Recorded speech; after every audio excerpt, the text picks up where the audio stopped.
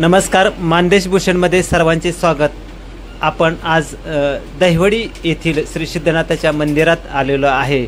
सिद्धनाथ हे दहिवडीकरांचे ग्रामदैवत आहे आणि या ग्रामदैवताची यात्रा केव्हापासून सुरू होणार आहे, कोणकोणते कार्यक्रम आयोजित केलेले आहेत, त्याचबरोबर या ग्रामदैवताचं मूळ ठाण कुठले आहे या संदर्भात आपण माहिती घेणार आहोत या सिद्धनाथाचे पुजारी विठ्ठल चौगुले यांच्याकडून। श्री सिद्धनाथाच्या यात्रेचा प्रारंभ केव्हापासून आहे?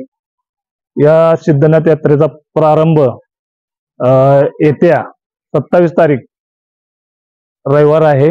27 तारखेला सुरू होऊन ही यात्रा 2 दिवस चालू राहते, 27 आणि 28। आणि ह्या यात्रेचं वैशिष्ट्य म्हणजे या यात्रेचं यजमानपद किंवा कारभार हा दहिवडी नगर पंचायतीकडे असून सकाळी या मंदिरामध्ये पहाटे रुद्राभिषेक होऊन नंतर देवाची आरती केली जाते आणि 10 वाजता या चौगुलवाड्यात ठेवलेल्या सिद्धनाथच्या मूर्ती विधिवत पूजा करून पालखीमध्ये ठेवून या मंदिरामध्ये आणल्या जातात व इथं 11:30च्या दरम्यान इथं सिद्धनाथाची आणि माता जोगेश्वरीचे लग्न समारंभ कार्यक्रम मोठ्या थाटामाटात साजरा होतो। या कार्यक्रमासाठी सर्व दहिवडीतील आबालवृद्ध आणि सर्व महिला इथे उपस्थित असतात। या कार्यक्रमासाठी मोठी गर्दी असते आणि हा कार्यक्रम झाल्यानंतर या श्रींची मिरवणूकचा कार्यक्रम चालू होतो। ह्या मूर्ती परत रथामध्ये आरूढ केल्या जातात आणि गाव प्रदक्षिणा सुरू होते आणि ही प्रदक्षिणा चालू असताना या रथापुढे अनेक विविध कार्यक्रम आहेत। हत्ती आहे, दानपट्टा आहे, लेझिम आहे, मोठमोठ्या शहरातले झांज पथकं आणलेले आहेत आणि पारंपरिक वाद्य, लेझिम, गजी इत्यादी करमणुकीच्या सर्व सुविधा यात्रा कमिटीने आयोजित केलेल्या आहेत।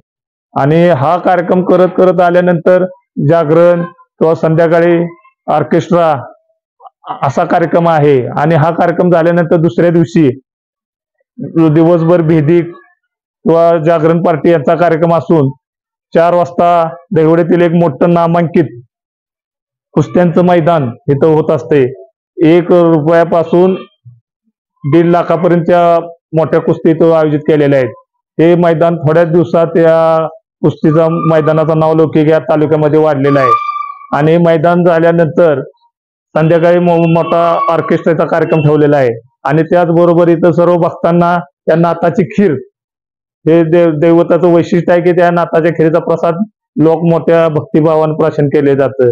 हा खिरी वाटपाचा कार्यक्रम त्या संध्याकाळी होत असतो आणि यात्रा मध्ये सर्व भाविक या गावातील सर्व जाती धर्माचे पंथाचे लोक एकत्रित येऊन मोठ्या गुण्यागोविंदाने ही यात्रा पार पाडण्यास सहकार्य करत असतात।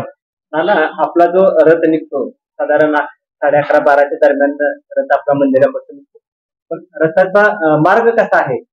हा रथाचा मार्ग मंदिरापासून चालू होऊन सातारा पंढरपूर जो आपला मेन मुख्य बाजारपेठ आहे रस्ता, त्या रस्त्याने रथ वाजत गाजत एसटी स्टँड पर्यंत जातो आणि तिथून रथ परत रिटर्न येऊन दहिवडी पंचायत समिती मार्गे वेताळपुरा, तेलीगल्ली, परत सुतार गल्ली या मार्गे मराठी शाळेकडून गणेशपेठ मार्गे मंदिरात येत असतो। हा रथ फिरत असताना या गावामध्ये काही 12 देव आहेत। या देवाला या सिद्धनाथ यात्रा कमिटी मार्फत या देवाची सर्व देवाची भेट होऊन त्या देवांना नारळ वगैरे काय असेल ते त्यांची पूजा अर्ची करण्यात येते। हा रथ वरती गेल्यानंतर चौकात ज्योतिबाचं मंदिर असतं, तिथं सुद्धा सर्व मानकरी आम्ही जाऊन त्या देवाची पूजा अर्चा करून ज्योतिबाला नारळ वगैरे फोडून त्यांची काय सर्व गावातील देवाच्या भेटीगाठीचा सुद्धा हा कार्यक्रम केला जातो। अशा पद्धतीने हा गावातून रथ फिरत येऊन सिद्धनाथ मंदिरात संध्याकाळी 7:30 ते 8च्या दरम्यान येत असतो।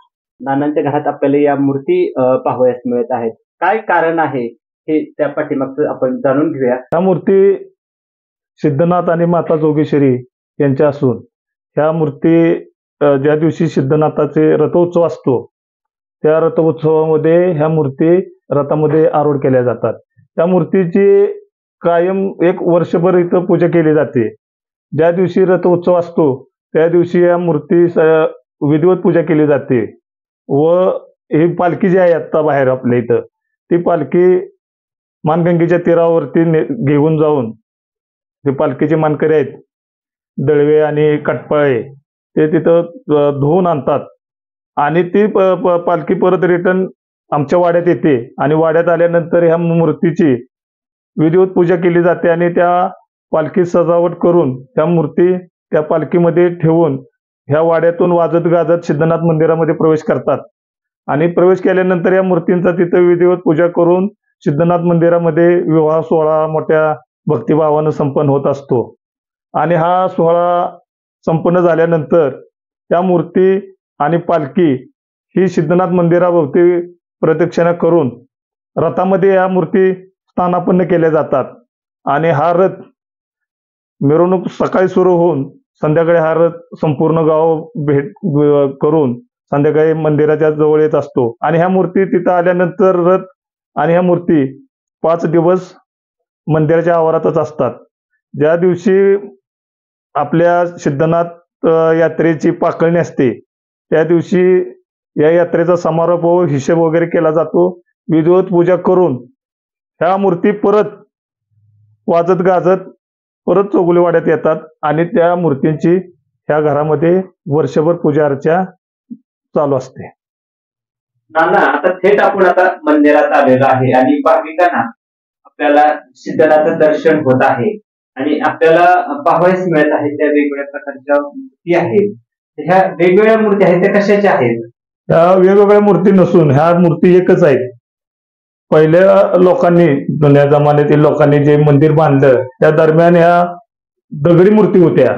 या दगडी मूर्तीनंतर त्या गावातील लोकांनी असा ठराव घेतला की बाबा आता आपल्याला मूर्ती घडीव केल्या पाहिजेत आणि मग त्यांनी या खाली दिसते त्या मूर्ती घडीव बसवलेल्या आहेत.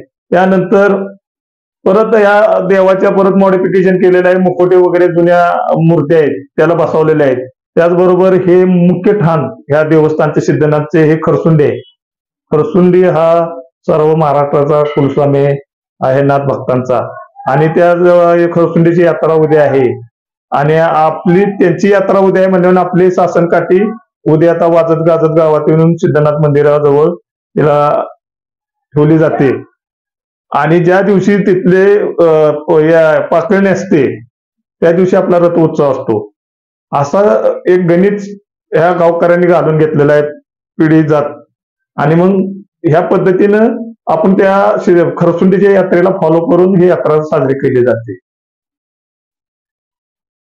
दिनांक 27 व 28 रोजी होणाऱ्या यात्रेमध्ये देवडी व देवडी पंचक्रोशीतील सर्व भाविकांनी सहभागी होऊन सर्व यात्रेतील कार्यक्रमाचा व महाप्रसादाचा सर्वांनी लाभ घ्यावा असं आवाहन मी यात्रा कमिटी देवडी व पुजारी यांच्या वतीने करत आहे.